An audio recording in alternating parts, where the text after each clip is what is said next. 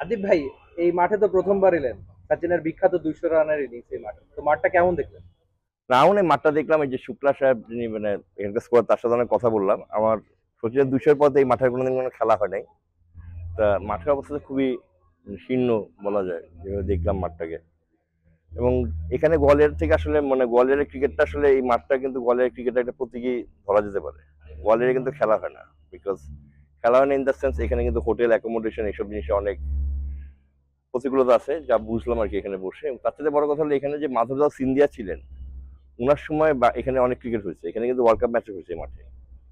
So যে মাঠে world cup match আছে সেই মাঠটা যখন এরকম দেখা যায়, এই মাঠটার সাথে আসলে অনেকটা আমার কাছে দেখে মনে হচ্ছে যে এই মাঠটার সাথে ফতুল্লা স্টেডিয়াম এগুলো কিন্তু আপনি মানে মিলাই দিতে পারবেন, যে একটা আন্তর্জাতিক মাঠ কি মানে এখন নতুন একটা মাঠ করেছে। তবে এই মাঠটা আসলে সারা জীবন সচিনের 200 বলেই চিহ্নিত থাকবে। আজকে সংবাদকর্মীরা সব এসেছিলেন, তারা সবাই এই মাঠের শীর্ণটার চেয়ে যে বড় কথা, সচিনের সেই 200 নেই মানে বেশি ব্যাকুল ছিলেন।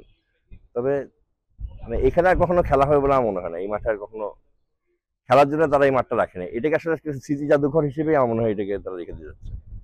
তো এটা কি একটু ভারতীয়রা ক্রিকেটটা সবসময় ভালোবেসে থাকে, তাদের সবচেয়ে বড় ক্রিকেটার, বড় তারকার 200 রানের ইনিংসের মাঠের এই অবস্থা, এটা কি একটু আপনার জন্য হতাশা কিনা যে বাংলাদেশি জার্নালিস্ট বা ক্রিকেট প্রেমী হিসেবে?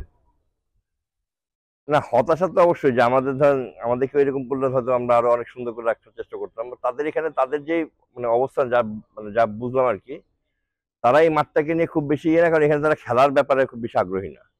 আপনার মাঠটা তখনই সুন্দর থাকে যখন এখানে খেলা হতো। এখানে ইনফ্যাক্ট তারা ওই জিনিসটাকে যতটা সেদিনকার সেই আমলের মানে সেই দিনের, তারা আপনি নিশ্চয়ই ড্রেসিং রুমে গিয়েছিলেন, ড্রেসিং রুমে দেখেছেন যে ঠিক সেভাবেই রাখা আছে।